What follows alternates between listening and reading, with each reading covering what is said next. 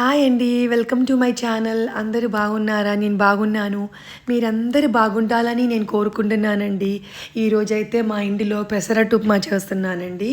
నేనేం చేస్తున్నానంటే ఒక కడాయి పెట్టేసుకొని దానిలో బొంబాయి రవ్వ వేయించుతున్నాను అనమాట.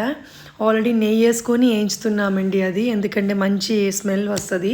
సో లైట్గా బ్రౌన్ అయిన తర్వాత జీలకర్ర కూడా ఒక హాఫ్ టీ స్పూన్ వేసేసి వేయిస్తాము. నేను చెప్పాను కదండి, మా ఇంటిలో చాలా తక్కువ క్వాంటిటీలోనే వంట చేస్తారని. ఈ లోపలనే అదే సేమ్ బాండీలోనే కొంచెం ఆవాలు వేసేసుకొని నేను ఇప్పుడు ఏం చేస్తున్నానంటే కొంచెం జీడిపప్పు కూడా వేస్తున్నామండి. పెసరట్టు ఉప్మాలోకి ఉప్మా చేసినప్పుడు అందులో మేము జస్ట్ ఉప్మాయ ఆవాలు మాత్రమే వేస్తామండి. జీలకర్ర ఆల్రెడీ బొంబాయి రవ్వలో మనం వేస్తాం కదండి, అదే, ఇంకా వేరే ఏం వేయము మనం. మళ్ళీ అదే రవ్వ మళ్ళీ ఒకసారి కూడా తీసుకొని లైట్ బ్రౌన్ కలర్ వచ్చేదాకా వేయిస్తామండి. ఈ లోపల్లో మేము ఏం చేసేస్తామండి బాగా వేడి నీళ్ళు మరిగినిచ్చేసి ఇందులో పోసేసుకుంటారు. నాకైతే ఎప్పుడు అలవాటు కాబట్టి అలా పోసేసామండి. కానీ ఏంటంటే గ్లాస్ రవ్వ అయితే 3 గ్లాసులు వేడి నీళ్ళు అండి, మరిగిన వేడి నీళ్ళు, 1 గ్లాసు మిల్క్ పోస్తానండి నేను.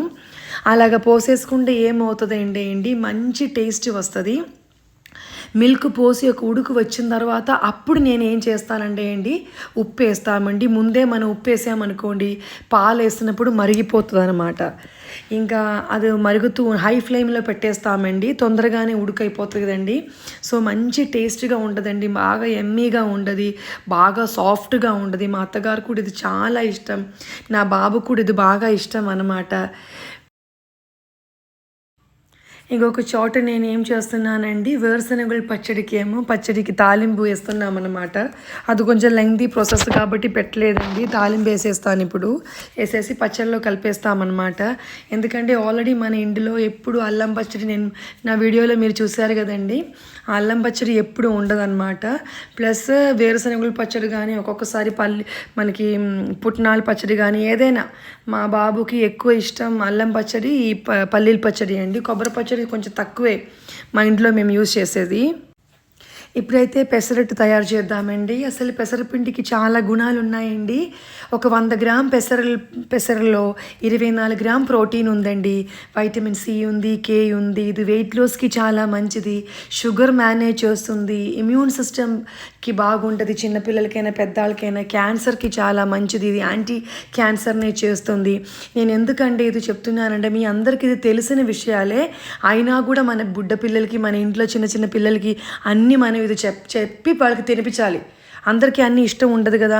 ఈ పిండిలో కూడా నేను ఏంటి కరివేపాకు, అల్లం, పచ్చిమిరపకాయలు, పసుపు అన్నీ వేసేసి ఈ పిండి రుబ్బేదండి. ఆల్రెడీ మీరు చూస్తున్నారు కదా, నేనేమో పెనం మీద వేసేసాము, అది బాగా నీట్గా చేసేసాము, నెయ్యి వేసేసామండి. నెయ్యి వేసి పెసరట్టు చేస్తే నిజంగా చెప్తున్నామండి మంచి ఎమ్మీగా ఉండదు.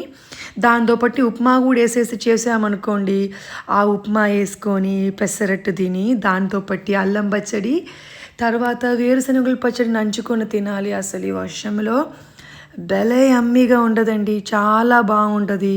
మీకు నచ్చింది అనుకుంటాను, ఒకసారి ట్రై చేసి చూడండి, భలే టేస్ట్గా ఉండదు. Thank you. Subscribe my channel. Thank you.